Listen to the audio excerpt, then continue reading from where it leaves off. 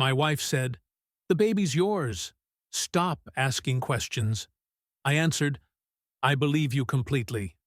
Then quietly got a DNA test and mailed copies to her entire family. Now they're blowing up my phone, begging to talk it out.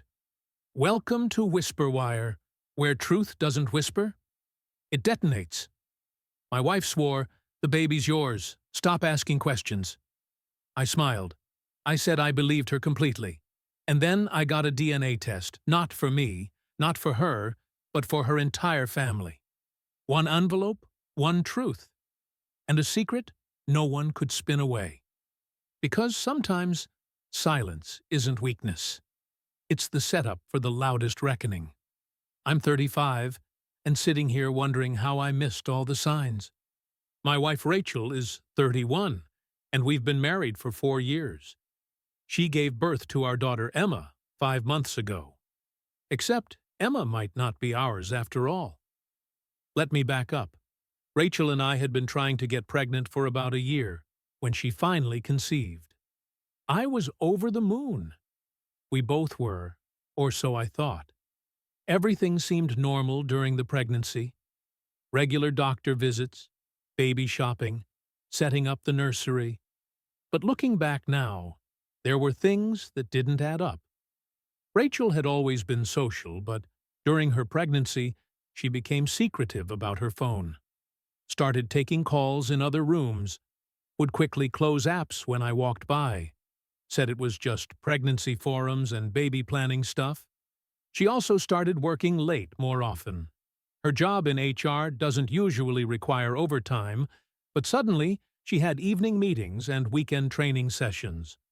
Always had reasonable explanations when I asked. The biggest red flag should have been her reaction when Emma was born. I expected tears of joy, that emotional moment you see in movies. Instead, Rachel seemed almost nervous, kept glancing at me like she was waiting for something. Emma came out with features that seemed unusual. Not dramatically different, but both Rachel and I have lighter complexions, and Emma's skin tone was noticeably darker. When I mentioned it to Rachel, she got defensive. Told me babies often change a lot in their first year, which is true, but there was also the timing issue. Rachel claimed her last period was in early March, which would put conception around mid-March. But Emma was born in early November, at supposedly 36 weeks. The math didn't quite work, unless conception happened earlier than Rachel claimed. When I brought this up to Rachel, she snapped at me. "The baby's yours. Stop asking questions." That phrase stuck with me. Who says that to their husband about their own child? I told her I believed her completely, and dropped the subject. But privately, I started paying closer attention. Over the next few months, Emma's features became more defined. Her skin tone stayed darker than either of ours. She started developing facial characteristics that didn't really remind me of either Rachel or myself. More concerning were Rachel's continued phone habits. Still secretive, still taking calls privately. One evening, I heard her talking quietly in the kitchen, caught fragments like, "He doesn't suspect anything, and we have to be more careful." When she came back to the living room, I asked who she was talking to. She said it was her sister discussing baby stuff. But her sister lives in Arizona, and it was past midnight there. 2 weeks ago, something happened that made everything click. Rachel left her phone on the coffee table when she went to shower. It buzzed with a text message, and the preview showed on the lock screen. The message was from someone named Marcus. "Miss you and our little girl. Can't wait to see you both again." Our little girl? I didn't touch her phone, but that message burned into my brain. Rachel had mentioned planning to visit her mom this weekend with Emma. Said I should stay home and catch up on work, since I'd been putting in extra hours. That night, I made a decision. I needed to know the truth. Since I'm legally Emma's father as her mother's husband, I could authorize medical testing. I scheduled a routine pediatric appointment for Emma and requested paternity testing as part of standard blood work. Told the pediatrician I had concerns about genetic health issues and wanted to verify biological relationship for medical records. The doctor was understanding. These requests aren't uncommon. Apparently, results would take 3 to 4 weeks. Meanwhile, I started paying closer attention to Rachel's schedule. The weekend visit to her mom turned into visits every couple weeks. Always just her and Emma. Always when I was supposedly too busy to come along, I started noticing patterns. Rachel would get texts that made her smile in ways I hadn't seen in months. She'd disappear for hours on Saturday afternoons, claiming she was running errands. Would come back in a good mood with very few actual purchases. 4 weeks later, the DNA results came back. 0% probability of paternity. I stared at that paper for probably an hour. Everything made sense now. The secretive behavior, the defensive reactions, the timing issues, the weekend visits. Emma wasn't my daughter. Rachel had been cheating and gotten pregnant by someone else. But instead of confronting Rachel immediately, I did something else first. I got Rachel's address book from her desk drawer and made copies of the DNA test results. Lots of copies. Then I prepared a mailing to her immediate family, her parents, her 2 sisters, her brother. I'd met them all multiple times and had their addresses from Christmas cards and wedding invitations over the years. I wrote a simple cover letter. I thought you should know the truth about Emma's paternity. The DNA test results are attached. Rachel has been lying to everyone, including me. I'm filing for divorce and will not be taking financial responsibility for another man's child. Mailed everything out on a Thursday using regular mail. Most people would get it Saturday. Then I waited. Saturday afternoon, my phone started ringing. First Rachel's mom, then her sister, then her dad. I didn't answer any of them. Rachel was at her mom's house for another weekend visit. Around 6 p.m., she called me frantically. "What did you do? My family is calling me asking about DNA tests. What is going on?" I told her calmly that I'd simply shared some important medical information with people who deserve to know the truth. You had no right to involve my family in our private business. Our private business? Rachel, you've been lying to me and everyone else for months. Emma isn't my daughter. Your family has been celebrating a grandchild that isn't related to me. We can work this out. We can go to counseling. You don't need to destroy everything over this. I'm not destroying anything, Rachel. I'm just not living a lie anymore. She hung up on me. 20 minutes later, her mom called. I answered this time. Rachel's mom was upset, asking me to not do anything hasty. Said families go through rough patches, and this could be worked out. Asked me to think about Emma, who was innocent in all this. I told her she was right, that Emma was innocent. That's exactly why I wasn't going to pretend to be her father, and then leave later when the truth eventually came out anyway. But what about Rachel? She made a mistake, but she loves you. She loves the security I provide. There's a difference. Sunday, the calls continued from other family members. Rachel's dad demanding explanations. Her sister trying to mediate. Her brother actually supporting my decision, saying he'd suspected something was off about the timing. Rachel came home Sunday night. Emma wasn't with her. She'd left her at her mother's house. We talked for hours. Rachel finally admitted to the affair with Marcus, a guy she'd met at a work conference about 18 months ago. She claimed she'd tried to end it multiple times, but he kept pursuing her. She insisted she'd planned to break things off permanently after Emma was born and focus on our marriage. Said she was going to tell Marcus that Emma was mine and cut all contact. How long were you planning to lie to me about this? I hoped maybe you'd never need to know. Emma could have looked like either of us as she got older. You were going to let me raise another man's child for 18 years. I thought it would be better for everyone. You wanted a baby. Emma needed a stable father figure. Marcus isn't ready for that kind of responsibility. So, you decided to trick me into providing what Marcus couldn't. She didn't have a good answer for that. Monday morning, I consulted with the divorce attorney. Tuesday, I filed papers. Since Emma wasn't biologically mine and I had DNA proof, I wouldn't be responsible for child support. Rachel would need to establish paternity with Marcus for financial support. Wednesday, Rachel's workplace situation got complicated. A colleague had heard about our separation and asked if it was related to the rumored paternity issues. Rachel had to meet with her supervisor to address the gossip affecting her work environment. By Thursday, word was spreading in our social circle. Rachel's family members had shared details with their close friends. In a community where many people know each other, news travels fast. Friday, Marcus contacted me through Facebook Messenger. Said Rachel had told him about the DNA test, and he wanted to discuss Emma's future. Asked if we could meet to work out some kind of arrangement. I replied that I had no relationship with Emma and wouldn't be involved in any arrangements. He was Emma's father, and Rachel was Emma's mother. They could figure out their own situation.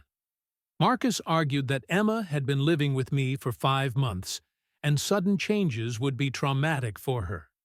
I pointed out that Emma was 5 months old and wouldn't remember any of this.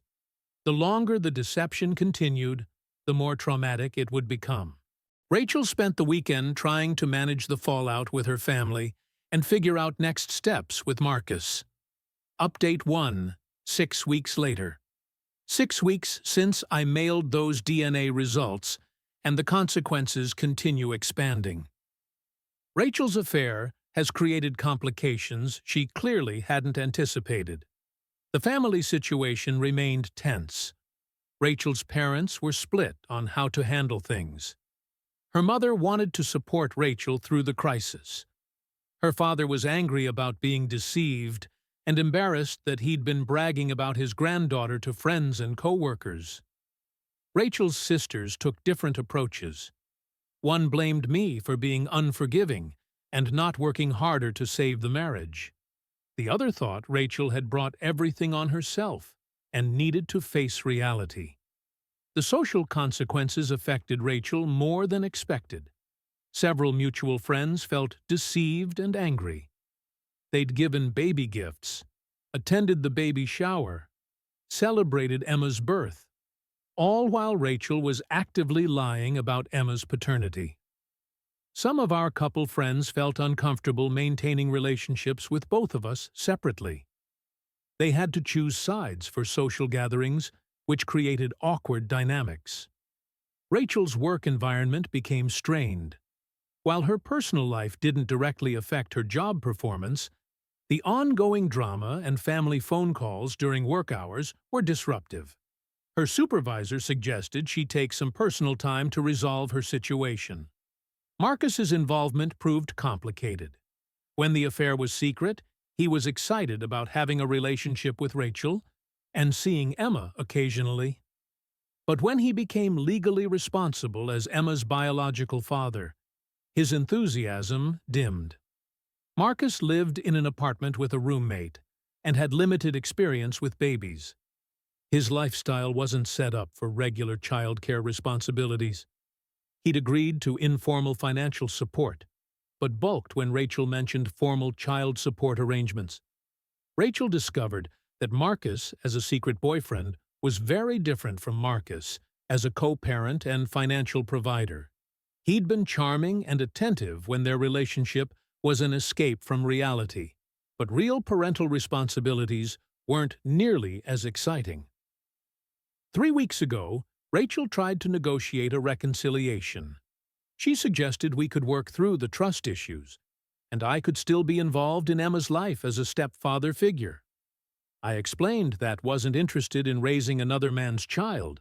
especially when the mother had lied about paternity from conception through birth and beyond.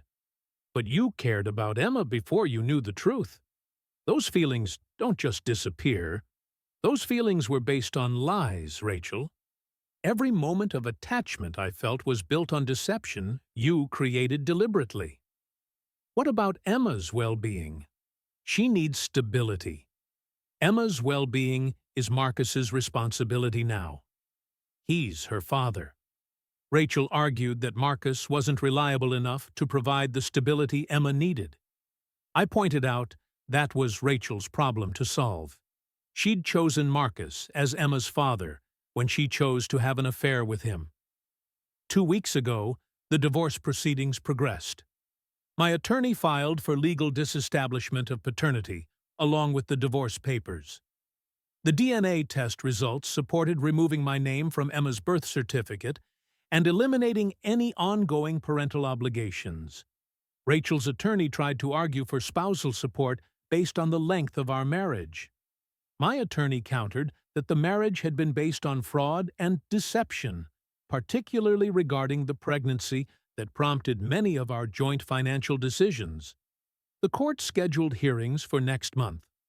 Rachel would need to establish formal paternity with Marcus and arrange child support through the state system. Rachel's financial situation became precarious. She'd planned to take extended maternity leave, relying on my income.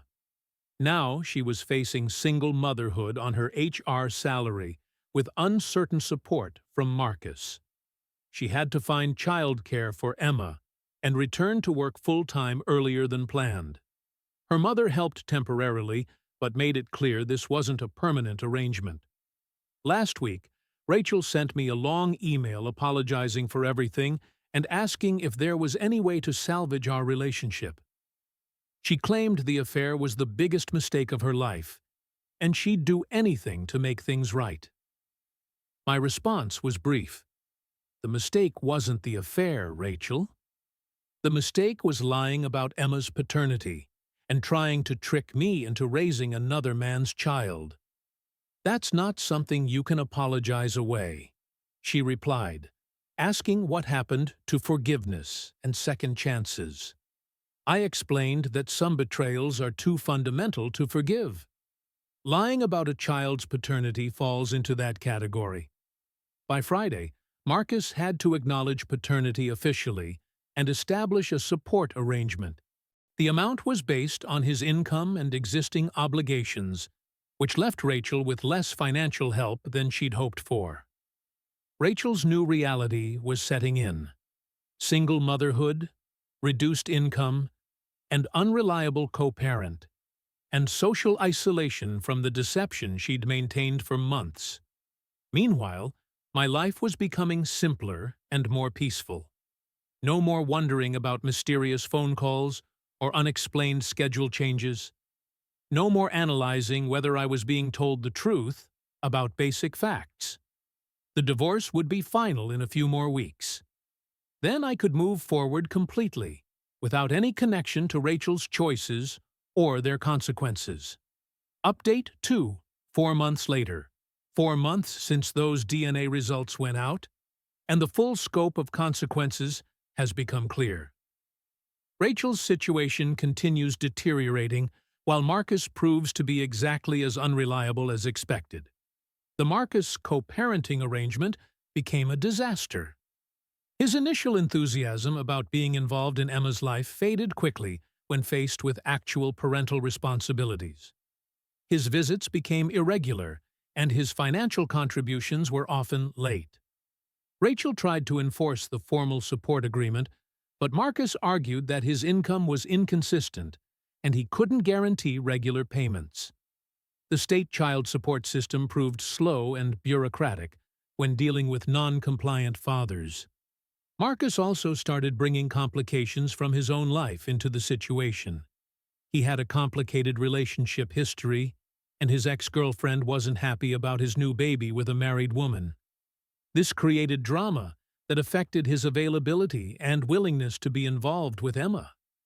Rachel discovered that dating as a single mother with an affair baby was significantly more challenging than she'd anticipated. Most potential partners weren't interested in immediately taking on a complicated situation involving deception and an unreliable biological father. Her social circle remained limited.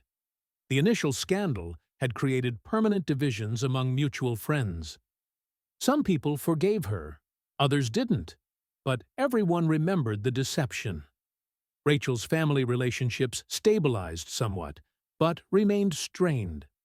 Her parents provided minimal support, but made it clear they disapproved of the choices that created the situation. Holiday gatherings were awkward, and conversations avoided topics related to Emma's paternity. The financial pressures intensified over time. Emma's expenses increased, while Marcus's support remained unreliable. Rachel had to move to a smaller apartment and take on additional freelance work to make ends meet. Her career advancement stalled. The personal drama and time conflicts from single parenting affected her work performance. She remained employed, but was passed over for promotions and excluded from high-profile projects. 2 months ago, Rachel made one final attempt to contact me. She sent a message through a mutual friend asking if I'd consider meeting to discuss Emma's future. The mutual friend reported that Rachel was struggling with depression and isolation. Single motherhood was much harder than she'd expected, and Marcus's involvement continued declining. I declined the meeting request, explained that Emma's future was Rachel and Marcus's responsibility to determine. I had no role in their situation and no interest in being drawn back into their problems. The friend suggested that Emma was innocent and deserved consideration regardless of how she was conceived. I agreed. Emma was innocent, which was exactly why she deserved to have her real father take responsibility instead of being raised by someone who'd been deceived about her parentage. Last month, the divorce was finalized. All legal connections between Rachel and me were severed. The paternity disestablishment was approved, and my name was removed from Emma's birth certificate. Marcus was officially established as Emma's legal father with formal support obligations. However, his actual compliance with those obligations remained inconsistent. 3 weeks ago, I ran into Rachel at a local store. She was struggling with Emma, who was crying while Rachel tried to manage groceries and baby supplies. She looked exhausted and overwhelmed. She saw me and quickly looked away. No attempt at conversation or acknowledgement. Probably didn't want to face another reminder of what her choices had cost her. I felt no sympathy watching her struggle. Rachel had created the situation through deliberate deception and manipulation. The difficulties she was experiencing were natural consequences of her own decisions. My life had moved forward positively. The house was peaceful. My finances were stable. And I was exploring new relationships without the baggage of wondering whether I was being lied to about fundamental aspects of my partner's life. I started dating someone recently who appreciates honesty and has no complicated history involving deception or affairs. The contrast with Rachel's secretive behavior was refreshing. Final update 8 months later. 8 months since I sent those DNA results, and this story has reached its natural conclusion. Everyone has settled into the reality their choices created. Rachel's situation never improved significantly. Marcus's involvement with Emma remained minimal, and his support contributions stayed unreliable. She adapted to single motherhood, but the isolation and financial strain were permanent features of her new life. Her attempts to rebuild her social circle were only partially successful. The deception had created a reputation that followed her in community settings. People remembered the paternity fraud, even if they didn't actively shun her.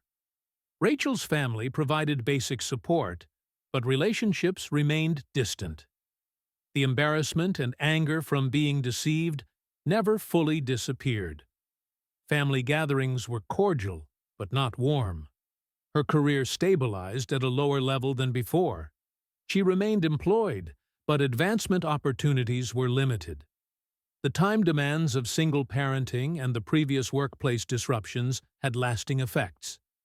6 months ago, Rachel's friend reached out one final time, asking if I'd contribute to Emma's future expenses, like education or medical needs.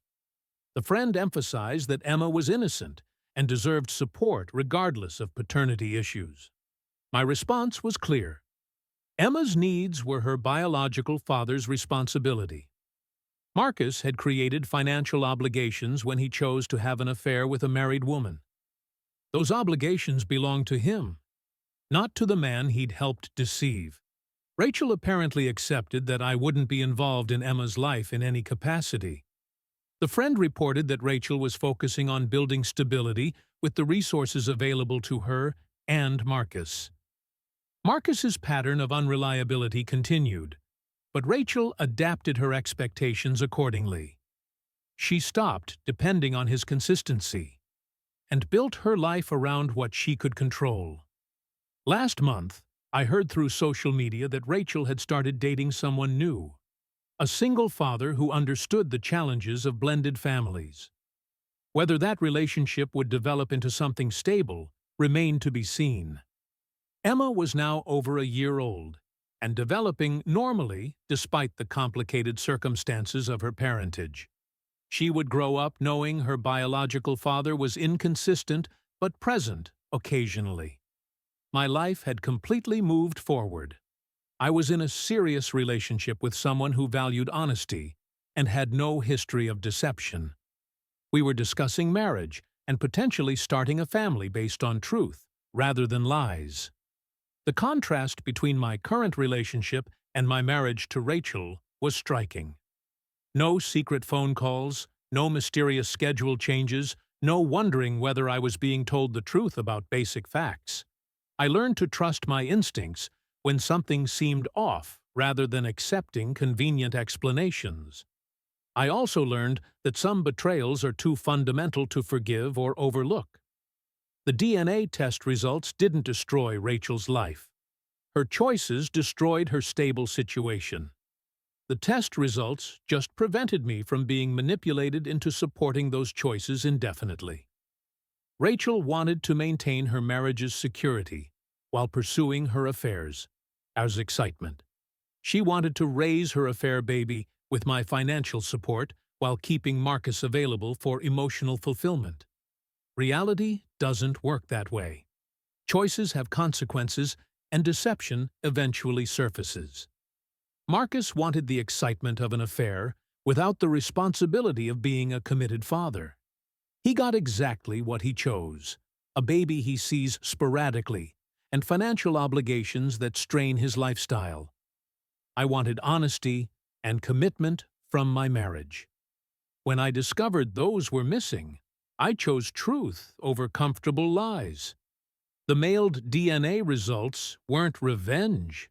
They were information sharing.